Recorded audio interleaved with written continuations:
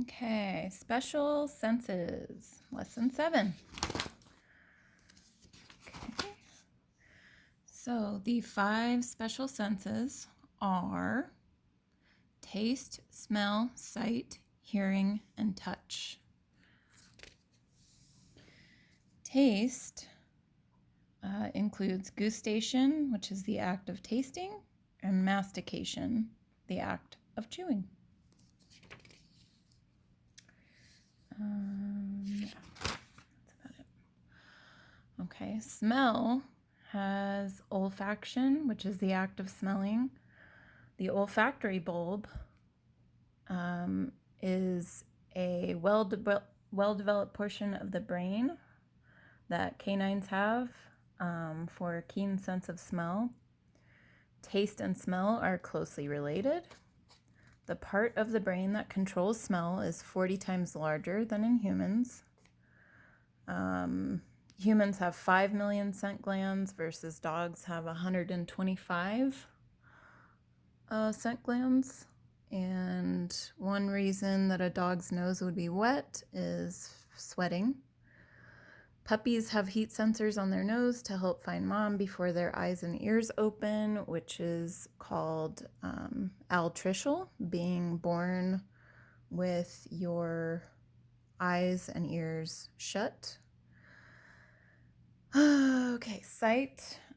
Predatory animals, the eyes face forward. Prey animals, the eyes are on the side of the head. 3 parts of the eyeball would be the sclera, which is the outer white portion of the eye. The uvea, which, well, is not on this freaking diagram, but it contains the iris, choroid, and ciliary body. The retina, which is the innermost layer of the eye, and it's mostly in the back. This also has the optic nerve, which, yeah, that's like a major part of the eye. That's where all the, I don't know, that's where we see. Okay, so how an image is formed. Light passes through the cornea, passes through the pupil. Light rays strike the lens where the rays converge to a sharp point. Okay, so this one has a lot more. So the ciliary body would be this area here. And that's what contains the cornea, the iris, and the choroid. I don't know where it is. There it is. So the choroid is just this big part in here. Let's see. Light rays pass through the layer of cells to the photoreceptor cells. And that sends nerve impulses and creates the image. The image formed on the retina is inverted by the brain process the information and interprets it the correct way, so pretty much flips it around so we can see, and the optic nerve is the major area of sight. Deep in the eyelids is the third eyelid, or nictitating eyelid, which protects the eye and keeps it moist. This will come up later when we are talking about conditions. There's a condition that affects this. I think it's inflammation of this third eyelid. The lacrimal glands are the tear glands, which you can see right in here. Gross.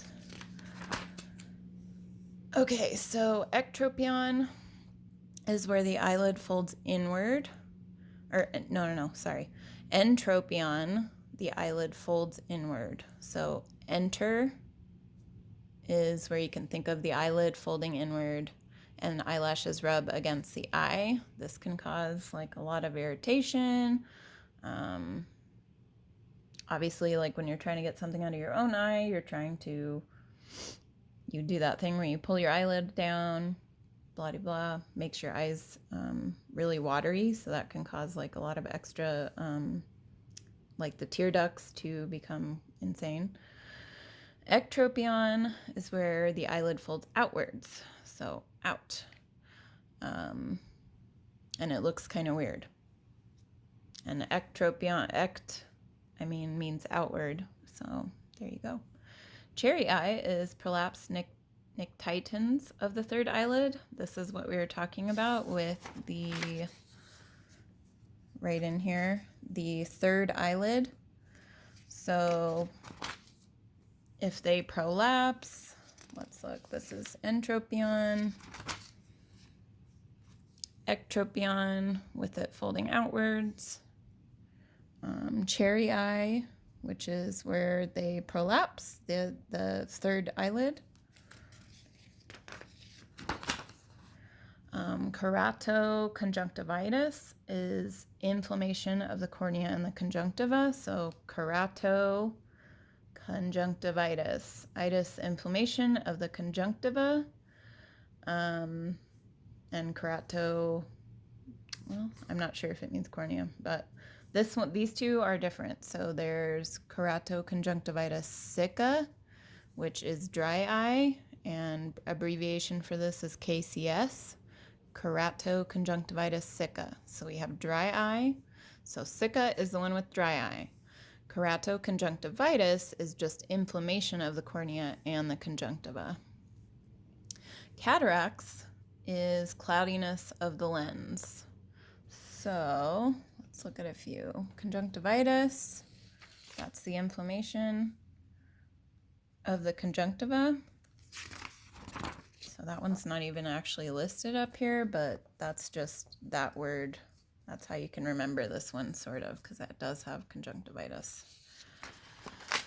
Keratoconjunctivitis.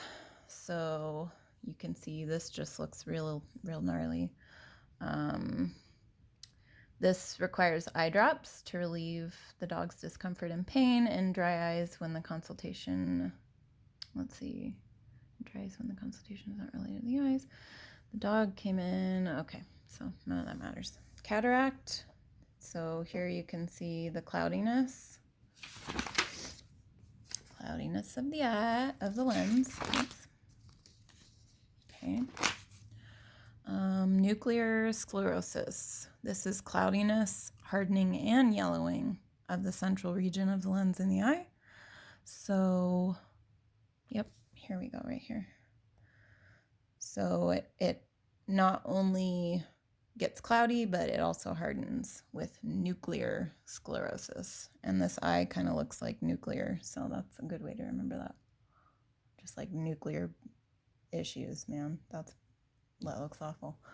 Glaucoma, abnormal increased intraocular pressure. And this usually takes place in the back by the optic nerve in the back of the eye. So you can just remember that by, OMA, that's like tumor and just a lot of buildup in the back of the eye. So it almost pushes the eye outwards, which I believe this one also goes hand in hand with, let's see, glaucoma. It's not Graves' disease. It might be Graves' disease. I don't know. Ophthalmoscope is an instrument to examine the eye. A lot of these come with different heads, so you can use one for the ear and switch it out as well. Let's see. So glaucoma, you can see how the eyes are pushing outwards. So just remember OMA, like tumor type thing, and it's build up in the back of the eye, so it's pushing the eye out. 3 parts of the ear.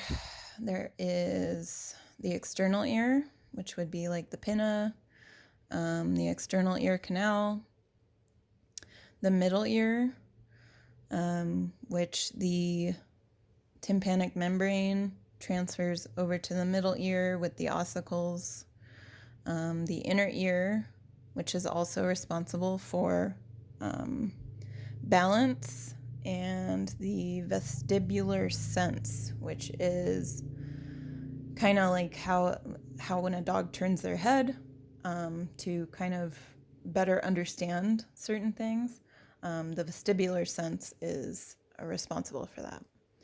External ear is composed of the pinna and the external ear canal.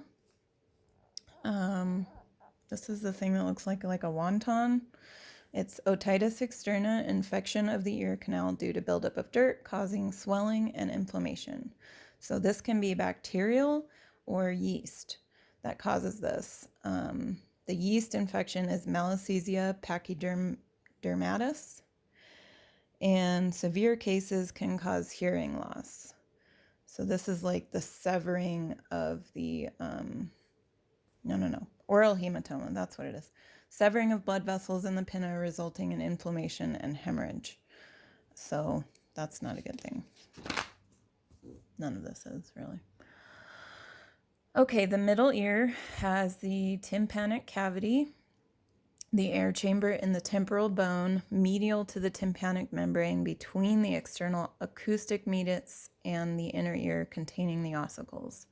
So this is where the bones or ossicles of the ear are located.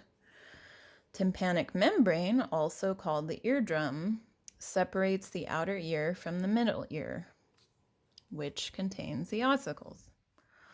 Auditory ossicles are the malleus, incus, and stapes. So they don't have them labeled here, but it's malleus, incus, stapes. So the stapes is closest to the inner ear. 3 small bones in the middle ear that articulate with each other. As the tympanic membrane vibrates, it transmits sound waves through the ossicles to the cochlea.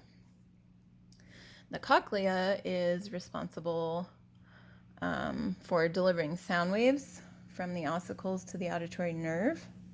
Oh, and here we go. Here's the vestibular sense I was talking about. That's responsible for the sense of balance and head position. The head position is known as the vestibular sense. So if you just think of when a dog like turns their head back and forth, so that's the vestibular sense, which is also related to the balance. So cochlea is the seashell-shaped guy that delivers sound waves from the ossicles to the auditory nerve. That's important. Semicircular canals, specialized sensory apparatus oriented with the body planes and is very important to the animal maintaining equilibrium. So if there's any questions about equilibrium, you know it's the semicircular canals that are responsible for that.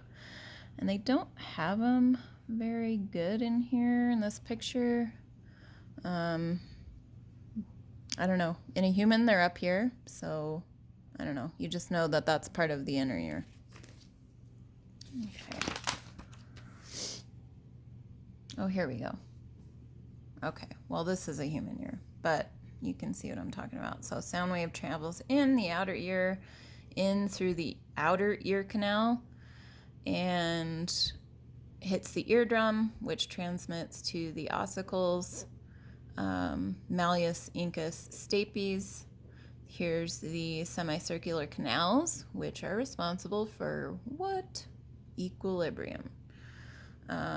This guy transmits waves to the auditory nerve, which is important. Here are the auditory nerves, which then transmit to the brain, and so on. And, yep, that's it for that one. Alrighty.